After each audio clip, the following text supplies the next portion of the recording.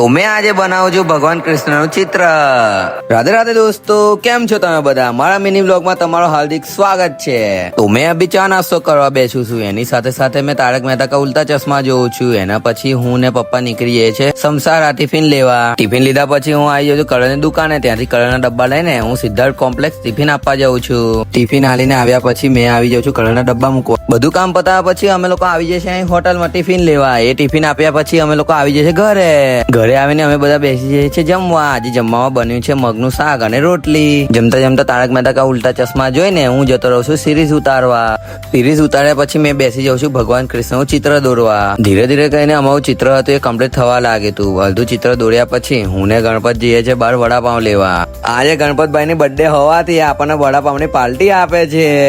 તો આજનો બ્લોગ અહીં સુધી જ હતો। જો તમને આ બ્લોગ પસંદ આવ્યો હોય તો વિડીયો લાઈક શેર કોમેન્ટ જરૂર કરજો। મળીએ એના બીજા બ્લોગમાં। રાધે રાધે।